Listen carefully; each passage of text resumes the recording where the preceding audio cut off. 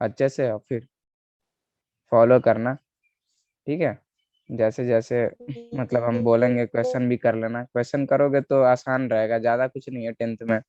मतलब अभी तो आराम से 95 ये स्कोर कर सकते हो तुम लोग।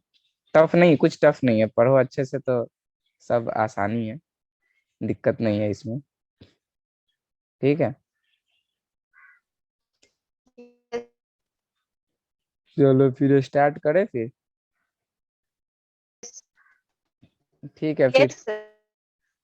पहला चैप्टर हम लोग क्वाड्रेटिक इक्वेशन देखेंगे, ठीक है, जो रिवीजन करने वाले हैं। तो यहाँ पे हम स्क्रीन शेयर कर लेते हैं आप लोग को।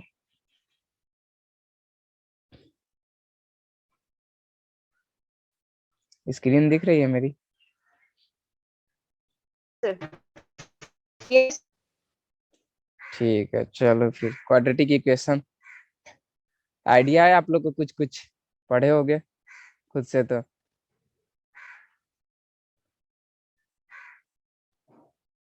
हेलो। Yes sir. आइडिया है कुछ या नहीं? नहीं है तो फिर भी कोई बात नहीं, बेसिक लेते हुए हम सारा चीज आपको पढ़ाएंगे, सब चीज कवर होगा इसमें, घबराने की कोई बात नहीं है, ठीक है। ध्यान से पढ़ो, सब समझ में आएगा। तो आज हम लोग, चलो स्टार्ट करते हैं फिर quadratic equation. Basically quadratic equation क्या है? तो क्वाड्रेटिक इक्वेशन पॉलिनोमियल है, equations of polynomial equations of degree 2 in one variable. देखिए जैसे आप लोगों ने पॉलिनोमियल पढ़ रखा है, ठीक है, पॉलिनोमियल पढ़ रखा है। पॉलिनोमियल क्या होता है? पी एक्स होता है, सिंपली पी एक्स हो गया, वो आपको पॉलिनोमियल होता है, ये आपने जान रखा है। अब आपको कोई बोले कि पॉलिनोमियल इक्वेशन क्या होता है, जैसे पी एक्स हो गया, तो ये सिंपल पॉलिनोमियल है, ठीक है। इक्वेशन का मतलब क्या होता है बच्चों? इक्वेशन का मतलब होता है कि एलएचएस और आरएचएस दोनों होना चाहिए, ठीक है। तो इसी पीएक्स को जब हम इक्वेट कर देते हैं जीरो पे, बेसिकली यहाँ पे पॉलिनोमियल में यही चलता है, इक्वल्स टू जीरो, तो ये कर दिए तो यही कहला गया हमारा इक्वेशन, यही हो गया इक्वेशन। तो इसी को पॉलिनोमियल इक्वेशन बोल दिया। तो वही बोल रहा है कि क्वाड्रेटिक इक्वेशन कुछ नहीं, पॉलिनोमियल इक्वेशन है जिसका डिग्री 2 होता है, ठीक है। डिग्री डिग्री पता है तुम लोग को? आप लोग को डिग्री पता है? कोई आपसे पॉलिनोमियल में डिग्री पूछे तो आप बता सकते हो क्या होता है? हेलो। अरे कोई है? बोलो हो तो। सर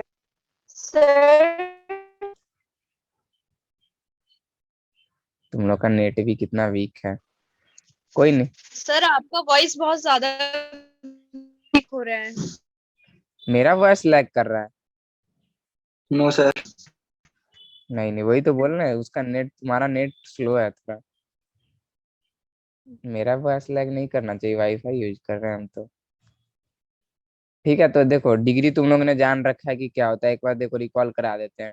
डिग्री क्या होता है बेसिकली कि highest power of variable, variable का हाईएस्ट पावर। जैसे तुमसे कोई पूछे कि x+3 बताओ इसमें डिग्री कितना है, तो x का हाईएस्ट पावर कितना है? 1। 1 है हाईएस्ट पावर, तो इसकी डिग्री भी कितनी हो गई? 1 हो गई। तुमसे कोई पूछे कि x² - 9x, इसमें कोई पूछे तुमसे डिग्री कितनी है इस इक्वेशन की, या इस पॉलिनोमियल की, इक्वेशन नहीं सॉरी, इस पॉलिनोमियल की, तो कितने बोलोगे तुम लोग? सर 2। हाँ 2 बोलोगे, सिंपल है। हाँ कोई तुमसे पूछे कि x² + √3x, इसका पूछे तुमसे डिग्री कितनी है, तो कितनी होगी? बोलो। 2। 2 होगी डिग्री है। कितना बार तुम लोग को पता है ये पॉलिनोमियल है या नहीं, पहले इतना पता है? ये पॉलिनोमियल है या नहीं पता है? डिग्री कब डिफाइन करेंगे? जब वो पॉलिनोमियल होगा, ये तो पॉलिनोमियल ही नहीं है। देखो यहाँ जो ये x तुमको जो दिख रहा है ये वाला, इसका पावर कितना आ रहा है? 1/2 आ रहा है। कभी भी x का पावर फ्रैक्शन हो सकता है?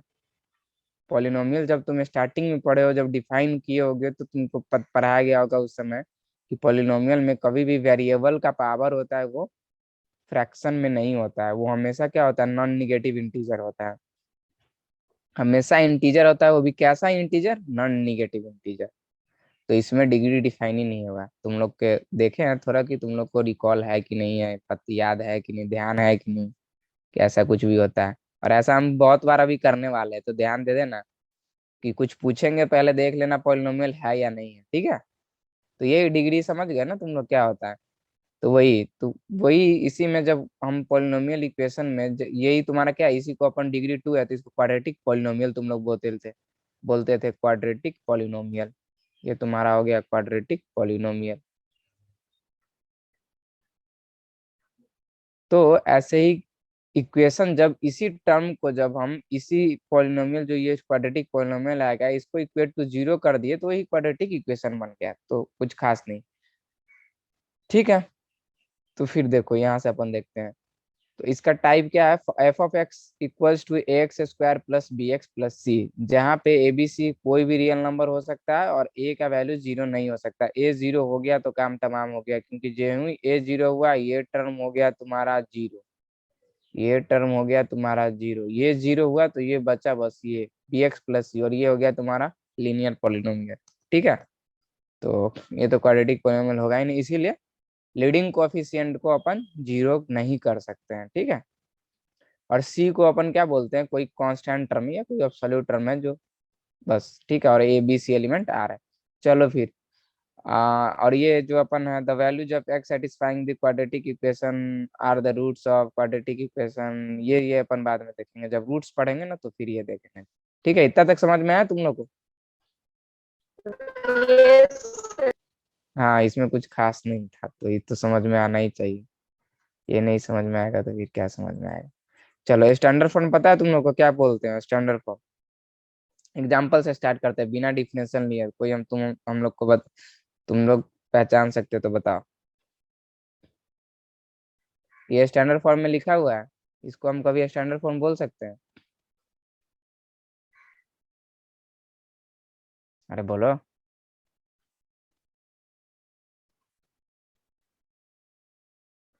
हेलो।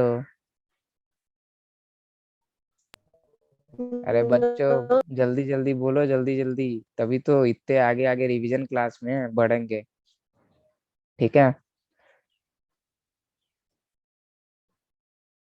ठीक है, देखो स्टैंडर्ड फॉर्म क्या होता है पहले, फिर बताते हैं। तुम लोग तो बोल नहीं रहे हो तो हमको बताना ही पड़ेगा। देखो स्टैंडर्ड फॉर्म क्या होता है, जब कभी when we write the terms of p x in descending order of their degrees, degrees के डिसेंडिंग ऑर्डर, या तो ये कह लो कि वेरिएबल का जो पावर होता है उसके अगर डिसेंडिंग ऑर्डर में हम जब कोई भी पॉलिनोमियल को लिखते हैं तो हम स्टैंडर्ड फॉर्म उसको बोलते हैं, standard form of the polynomial. जैसे तुमको कोई बोल दे बच्चे कि आप बताओ एक्स क्यूब यही plus x square plus x plus five, तो ये स्टैंडर्ड फॉर्म है, हाँ है। देखो यहाँ पे एक्स की पावर 3 पहले है, फिर 2 है, फिर एक्स की पावर में 1 है, फिर एक्स की पावर 0 है। तो ये क्या है, descending order of the power of variable या descending order of the degrees. अगर इसके इस ऐसे हम लिखते हैं तो यही हमारा स्टैंडर्ड फॉर्म कहलाता है, ठीक है। तो यहाँ पे जैसे x cube plus x plus five, तो यह स्टैंडर्ड फॉर्म में लिखा हुआ है, क्योंकि decreasing order of there variable of the power के फॉर्म में लिखा हुआ है, तो इसको हम स्टैंडर्ड फॉर्म बोल सकते हैं। इसीलिए तुमको कोई बोले कि क्वाड्रेटिक इक्वेशन का स्टैंडर्ड फॉर्म कैसे अपन लिखते हैं, तो ऐसे ही अपन को A X square plus B X plus C equals to zero, यही क्वाड्रेटिक इक्वेशन का स्टैंडर्ड फॉर्म है, क्योंकि एक्स के decreasing descending order of the power of variable के रूप में हम लिख रहे हैं। तो ये हो गया अपना स्टैंडर्ड फॉर्म। तो ये सब तो ठीक है, क्वाड्रेटिक इक्वेशन देख लिए तुम लोग ने, डेफिनेशन देख लिया, बेसिक देख लिया कि क्वाड्रेटिक इक्वेशन किसे कहते हैं, स्टैंडर्ड फॉर्म देख लिया, ठीक है। चलो अब आगे अपन आते हैं, और सबसे मेन टॉपिक जहाँ से क्वेश्चन आएंगे और डेफिनेटली आएंगे, उससे पहले हम एक चीज तुम लोग से कराया नहीं, अच्छा कुछ एग्जांपल देके बताओ हमको कि क्वाड्रेटिक इक्वेशन है या नहीं। तुम लोग तो बोलते भी नहीं, बोलना लेकिन, ठीक है। कुछ क्वेश्चन दे रहा हूँ मैं, बताओ तो मुझे कि क्वाड्रेटिक इक्वेशन है या नहीं। चलो पहला नंबर लो तुम लोग।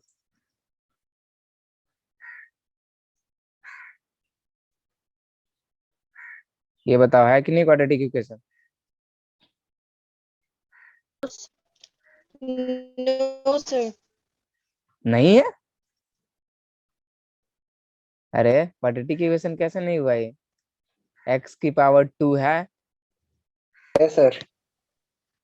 ठीक है चलो, एक और चीज हम तुम लोग को बता दे रहे हैं, क्वाड्रेटिक इक्वेशन कैसे पहचानेंगे, ठीक है देखना। बस स्टैंडर्ड फॉर्म से पहचानते ना उसको। हाँ हाँ हाँ, वही वही बता रहा हूँ, वही बता। जब कभी भी कोई भी इक्वेशन तुम्हें दिया रहा है तो तुम क्या करना, स्टैंडर्ड फॉर्म क्या होता है, ax² plus bx plus C equals to 0 होता है, ठीक है।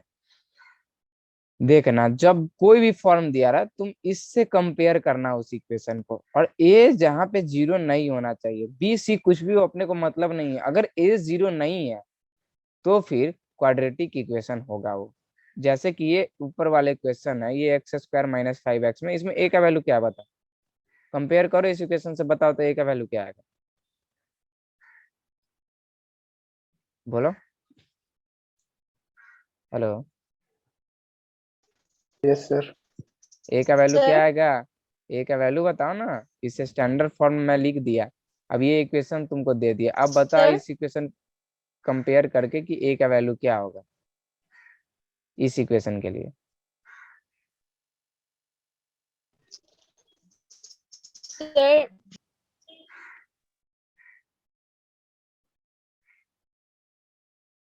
अरे बोलो। सर अरे तुम बोल नहीं रही हो, सिर्फ सर सर कर रही है, बताओ ए का वैल्यू क्या होगा, इस इक्वेशन से कंपेयर करो इसको, x² सर मैं - ये 5x। पूछना चाह रही थी कि वॉइस ब्रेक हो रही है तो नेटवर्क इशू मेरे यहाँ है या आपके यहाँ है?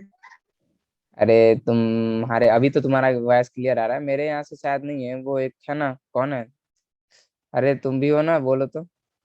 Yes sir. हाँ तुम्हारे यहाँ वॉइस आ रहा है ना मेरा पूरा क्लियर? यस सर, आपका तो क्लियर आ रही है। हाँ हाँ, वही तुम्हारा ही बच्ची खराब है, वो नेटवर्क थोड़ा वीक है तुम्हारा सिग्नल, तो थोड़ा प्रॉब्लम हो रहा है, देख लो थोड़ा नेटवर्क प्रॉब्लम हो रहा है तुम्हारे उधर से साइड से।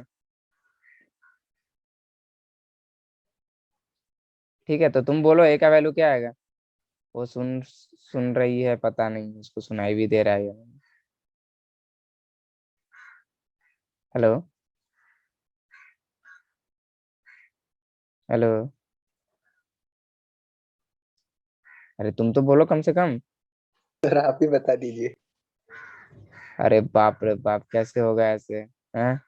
देखो स्टैंडर्ड फॉर्म दे दिया मैंने, ax² प्लस bx प्लस सी, कंपेयर कैसे करते हैं, x² है, यहाँ x², ये क्या है, x² का कोएफिशिएंट है, अब यहाँ x² का कोएफिशिएंट क्या है, इस इक्वेशन में x² का कोएफिशिएंट क्या है, 1 है, तो a का वैल्यू 1 आ गया।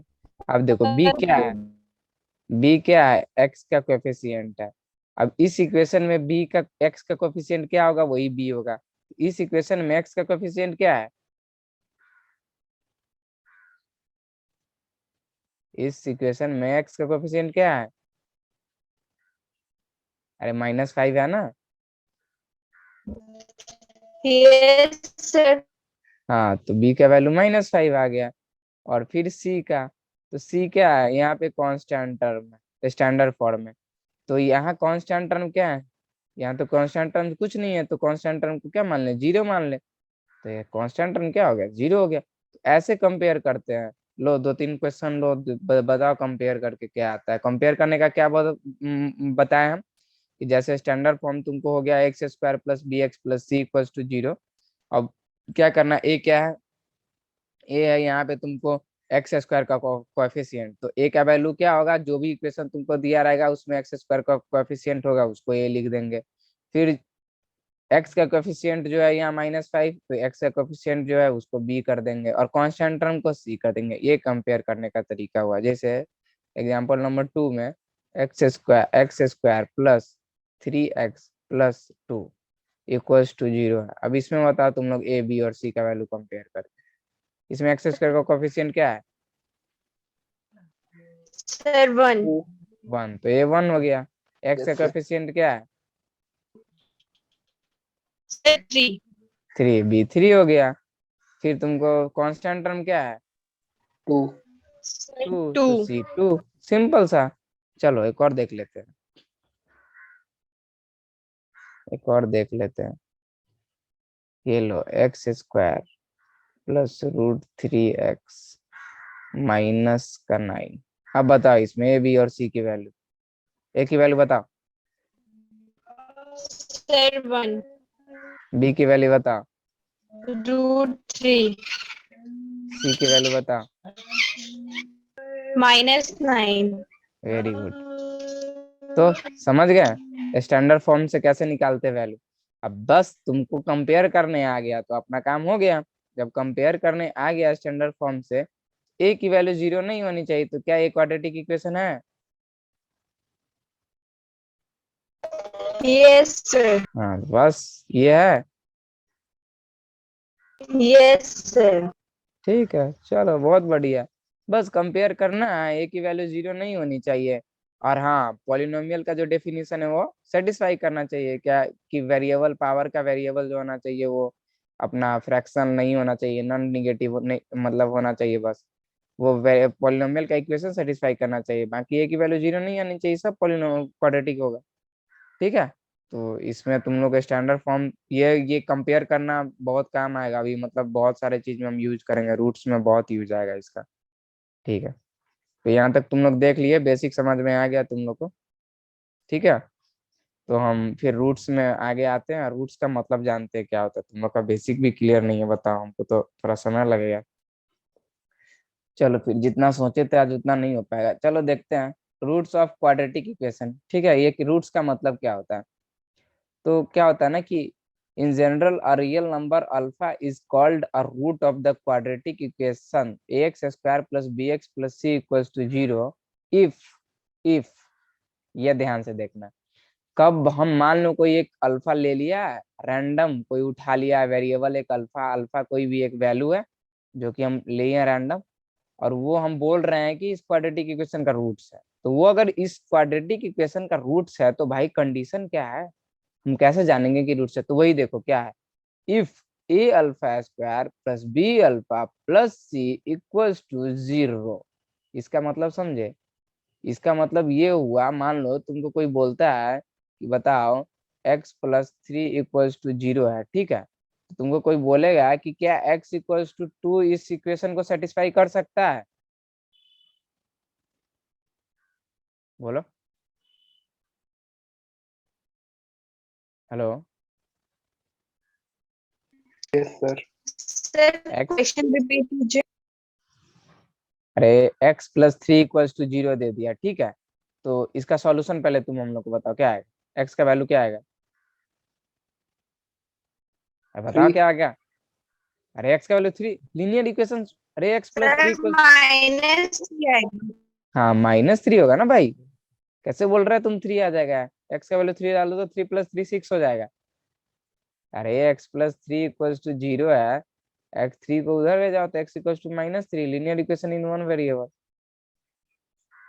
कैसे बोल रहे हो भाई, हैं तो पंगा हो जाएगा, ऐसे नहीं करो।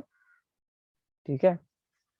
तो इसका मतलब ये हुआ ना कि जैसे कि -3 इस इक्वेशन का सॉल्यूशन, ये तुम कब बोल रहे हो कि -3 को जब हम x की जगह पे डालेंगे तो इस इक्वेशन सेटिस्फाई हो जाएगा।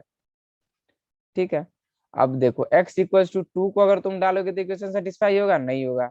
2 + 3 कितना हो जाता है, 5 हो जाता है, जो कि नॉट इक्वल्स टू 0, 0 के बराबर नहीं है, तो इक्वेशन सेटिस्फाई नहीं हुआ।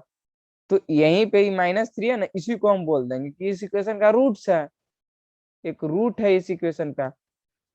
रूट का मतलब यही होता है कि जब कोई भी वैल्यू उस इक्वेशन को सेटिस्फाई करना चाहिए, टू इक्वेशन को सेटिस्फाई नहीं कर रहा है, तो टू को हम रूट्स नहीं बोलेंगे इस इक्वेशन का, नॉट रूट। पहले हम तुमको लीनियर इक्वेशन से समझा रहे हैं कि रूट का मतलब क्या होता है, कुछ नहीं, सॉल्यूशन इक्वेशन को सेटिस्फाई जो भी वैल्यू करता है उसको ही रूट बोलते हैं, उसी का दूसरा नाम सॉल्यूशन हो गया, उसी को घुमा फिरा के ये रूट बोल रहा है। ठीक है, तो वही हो गया कि अल्फा इस इक्वेशन का रूट है, इसका मतलब क्या है, अल्फा इस इक्वेशन को सेटिस्फाई करना चाहिए, एक्स के जगह अल्फा डाल दिया। ये कैसे हुआ, ये ऐसे हुआ, ये भी देखो।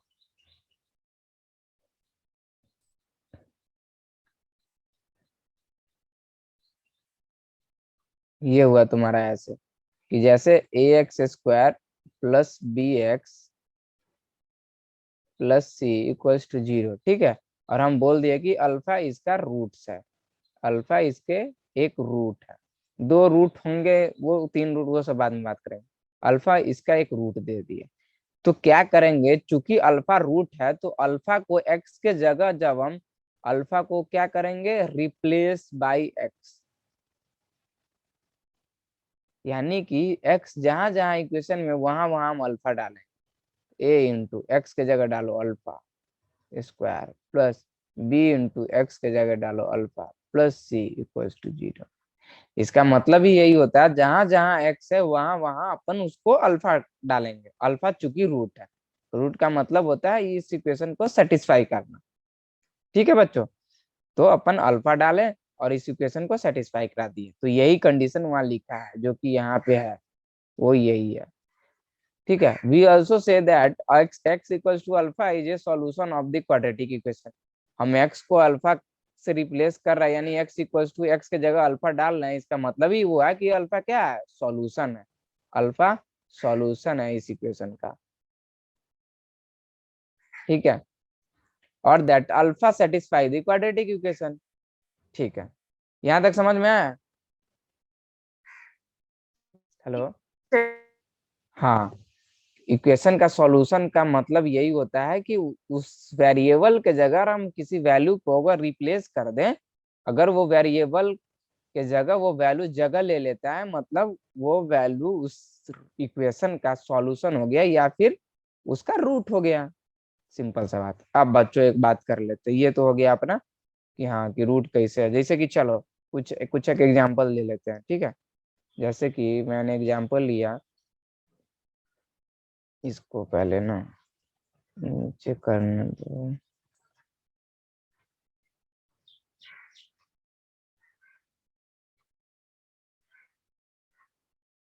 ठीक है। एक दो एग्जांपल से बताओ, मतलब मैं बता रहा हूँ तुमको। जैसे कि मान लो तुमको दे दिया x² माइनस 9 इक्वल्स टू 0, ठीक है। हम अभी तुम लोग को निकालने का नहीं, बस बता रहे हैं। क्या x इक्वल्स टू 3 इस इक्वेशन का रूट है? तुमको मान लो चेक करने बोले कि x इक्वल्स टू 3 इस इक्वेशन का रूट है या नहीं है, बताओ। तो क्या करोगे तुम? इस x के वैल्यू 3 जो है इसका रूट है कि नहीं है, बताओ। तो इस x की जगह इस इक्वेशन में 3 डालो ना, 3 डालो, तो क्या हो जाएगा, यस सर। 3 का स्क्वायर माइनस 9। 3 का स्क्वायर कितना होता है, 9 माइनस 9, ये कितना हो गया, 0। 0 LHS में वैल्यू 0 आ गया, RHS में वैल्यू 0 है ही है, तो 0 इक्वल्स टू 0 आ गया, ये रूट है। तुमको इसी क्वेश्चन में बोलेगा कि बताओ x इक्वल्स टू 2 है क्या रूट? तो देख लो, x² माइनस 9 में तो x की जगह 2 को डालो, 2² माइनस 9 कितना हो गया, 4 माइनस 9 कितना हो गया, -5, जो कि 0 के बराबर नहीं है, तो ये रूट नहीं है। ये नॉट रूट या not solution of the equation, ना ही रूट है ना ही सॉल्यूशन है, कुछ नहीं है ये। समझ गया? Hello, yes. हाँ ठीक है फिर। समझ गया ना कि कैसे करते हैं, किसी कोई रूट है या नहीं है उस इक्वेशन में डालो, उस वैल्यू को चेक कर लो।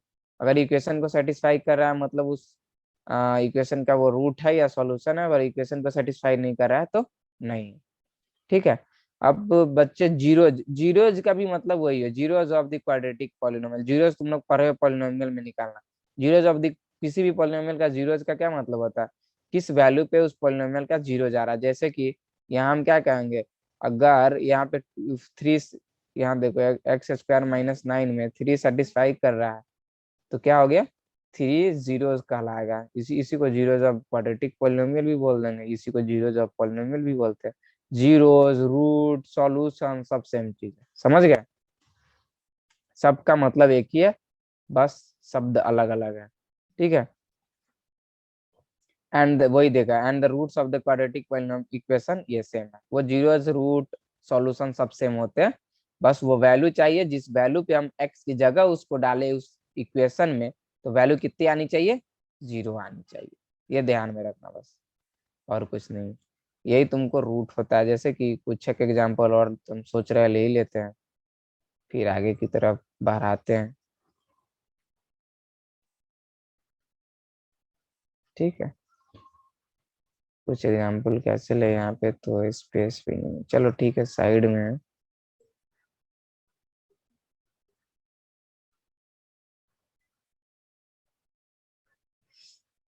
चलो एक ब्लैंक पेज लेते हैं, उसमें बताओ हमको कि,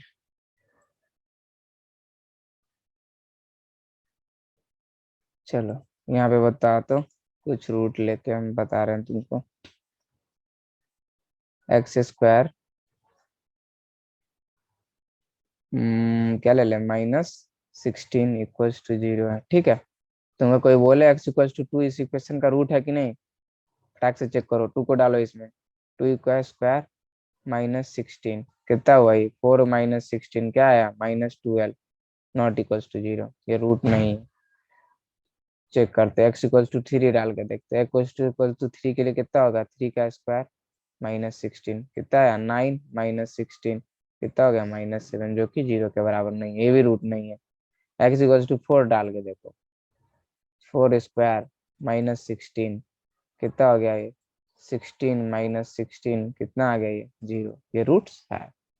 ठीक है, तो रूट्स का मतलब ही यही होता है कि उसमें वैल्यू डालें और पता कर लें कि वो 0 के बराबर आ रहा है या नहीं आ रहा है। ठीक है, तो वो रूट्स हो जाएगा। समझ गए? Yes sir. ठीक है, चलो। अब तो ये हुआ कि रूट्स कौन है नहीं है, वो तुम लोग चेक कर लोगे, उसके लिए अब कोई बड़ी बात नहीं है। और फिर देखते हैं हम आगे।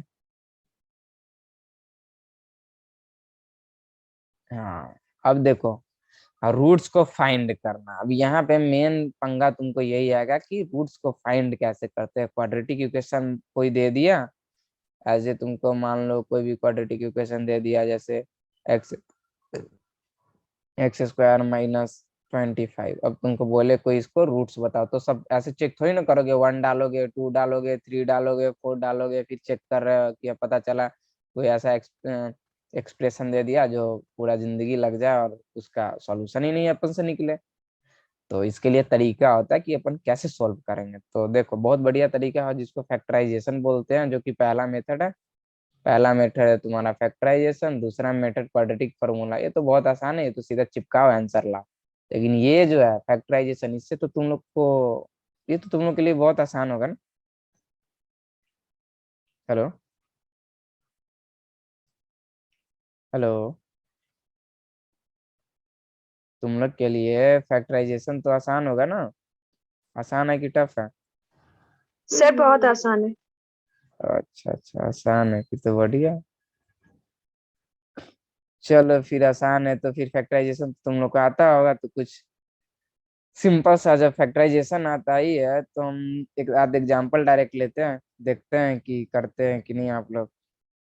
बताओ, इसी का बताओ, x² - 25, यहाँ पे लेते हैं ना अपन। बताओ फैक्टराइजेशन, x² - 25, फैक्टराइज करो, बताओ क्या होगा।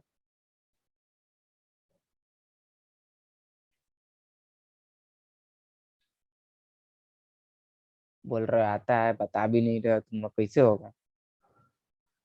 ठीक है, चलो हम ही बताते हैं। ठीक है, तो फैक्टराइजेशन में पहला मेथड देखते हैं। भाई फैक्टराइजेशन मेथड में क्या होता है ना, कि देखो, पहला होता है कि quadratic equation can be express as a product of two linear factors. Quadratic equation को हम as a product of two linear factors के रूप में लिख सकते हैं। ठीक है, फैक्टर्स तो तुम लोग समझते हैं, फैक्टर्स का मतलब जब कोई भी किसी का फैक्टर होता है, जब उसको डिवाइड करने पर रिमाइंडर 0 आता है। तो क्वाड्रेटिक इक्वेशन क्या है, एक्स स्क्वायर है। एक्स स्क्वायर को हम एक्स इंटू एक्स कर सकते हैं कि नहीं कर सकते हैं। तो यही मतलब यही हो गया तुमको कि as a product of two linear factor के रूप में लिख सकते हैं। एक्स स्क्वायर को चूंकि हम एक्स इंटू एक्स किए हैं, तो ये मेन फंडा, ये प्रिंसिपल यही है कि इसको हम as a product of two linear factor कह सकते हैं, कि मतलब हो सकता है। जैसे कि मान लो कि क्वाड्रेटिक इक्वेशन दिया हम अपने को, स्टैंडर्ड ax² + bx + c = 0। ठीक है, तो इसका हम मान लिए दो लीनियर फैक्टर हो गया, ये पी एक्स प्लस क्यू एक है और एक आर एक्स प्लस एस, दो लीनियर फैक्टर है। मान लिए हम कि ये दो लीनियर फैक्टर है जिसमें हम इसको मल्टीप्लाई करेंगे तो ये X square plus B X plus C आ जाएगा, यानी कि पी एक्स प्लस क्यू से डिवाइड करने पर जीरो आता है और आर एक्स प्लस सी से डिवाइड करने पर रिमाइंडर जीरो आता है। तो इसका दो फैक्टर हो गया। चूंकि इसका दो फैक्टर ये दोनों है, तो इसका मतलब आ गया कि A X square plus B X plus C को हम लिख सकते हैं पी एक्स प्लस क्यू और मल्टीप्लाई कर दो इसको आर एक्स प्लस एस से। ठीक है, समझ में आ रहा है ना? क्योंकि इसका दो लीनियर प्रोडक्ट फैक्टर है ये, तो ये दोनों को मल्टीप्लाई कर देंगे तो यही आ जाएगा। ठीक है, समझे? तो फिर क्या करेंगे कि ये आ गया, चूंकि तो अपने को क्या पता है कि A X square plus B X plus C equals to zero दिया हुआ है, तो अपन क्या कर सकते हैं, चूंकि ये कुछ नहीं, ये P X plus Q into R x plus S ही है, तो इसको अपन इक्वेट कर देंगे जीरो के। तो इसका मतलब क्या है, ये इंटू ये जीरो होना चाहिए। एक बात बताओ, ए इंटू बी इज जीरो कब होता है? या तो ए जीरो हो जा, या तो बी जीरो हो जा, या फिर a and b both zero हो जा। कोई एक जीरो तो होना चाहिए ना, कोई दो टर्म का मल्टीप्लीकेशन जीरो तब होगा जब कोई एक जीरो होगा। तो इसका क्या मतलब हुआ कि यहाँ से किसी को एक को जीरो होना चाहिए। तो अगर मान लो P X plus Q zero होता है तो हम इसको इक्वेट टू जीरो करेंगे। यहाँ से एक्स की वैल्यू हमारे पास क्या आई, माइनस क्यू बाई पी। वैसे ही यहाँ पे जब आर एक्स प्लस एस को इक्वेट करेंगे जीरो से, तो एक्स का वैल्यू कितना आ जाएगा, minus minus s by r. ठीक है, तो यहाँ तरीका यही है कि कोई भी टर्म अगर A X square plus B X plus C दिया तो उसको हम दो लीनियर प्रोडक्ट, लीनियर फैक्टर के रूप में मतलब ब्रेक करेंगे। वो प्योर लीनियर फैक्टर क्या होगा, पी एक्स प्लस क्यू और आर एक्स प्लस एस होगा। और जब भी हम उस दो लीनियर फैक्टर के रूप में, प्रोडक्ट के रूप में तोड़ दिए उसको, तो सीधा सीधा हमको एक्स का दो वैल्यू आ जाएगा हमारे पास। समझ रहे हो कितना आसान है ये? बस लीनियर फैक्टर को रूप में तोड़ना है, उसके बाद इक्वेट जीरो कर देंगे तो हमारे पास बेसिकली दो जीरोस आ जाएंगे। जैसे कि देखो, जैसे कि मान लो क्वाड्रेटिक एक्स स्क्वायर माइनस 25 था, ऊपर एक्स स्क्वायर माइनस 25 था, तो इसको हम क्या किए थे, इसको दो लीनियर फैक्टर के रूप में करना। दो लीनियर फैक्टर क्या क्या होगा, चूंकि आप ये जानते हो ए स्क्वायर माइनस बी स्क्वायर के टर्म में है, तो ये क्या होता है, ए माइनस बी इंटू ए प्लस ए माइनस बी इंटू ए प्लस बी। तो क्या हो गया, ये इसके टर्म में हो गया, तो ये फैक्टर हो गया एक्स स्क्वायर माइनस 25 का। कोई बोलेगा तुमको x square minus three x को फैक्टराइज करो, क्या एक्स कॉमन निकालो, तो एक्स माइनस थ्री हो गया, as a linear product of two factor आ गया। ठीक है, समझ रहे हो? कोई तुमको बोल दिया x square minus 5 root 5 x, ठीक है, तो इसका क्या हो जाएगा, एक्स कॉमन निकाल लो, एक्स माइनस रूट 5। मतलब मेन फैक्टर है, जीरोज तो ठीक है, जीरोज कुछ नहीं। अब देखो x square minus 25 equal to zero रहता तो क्या, इसको तुम इक्वेट जीरो कर देते, एक का वैल्यू 5 आ जाता है, एक का -5, क्या कि ये या तो ये जीरो या तो ये जीरो, या तो यहाँ यहाँ पे इक्वेट जीरो कर देते तो एक्स का वैल्यू जीरो आ जाता है या एक्स का वैल्यू 3 आ जाता। इसको करते तो एक्स का वैल्यू जीरो आ जाता या एक्स का वैल्यू रूट 5 आ जाता। समझ रहे हो ना? हेलो? Yes sir. हाँ, तो ठीक है। तो ऐसा है कि आज अपन इतना ही देखेंगे, और आगे की क्लास में मतलब हम इससे आगे देखेंगे। तुम लोग रिवीजन करके आना, समझे?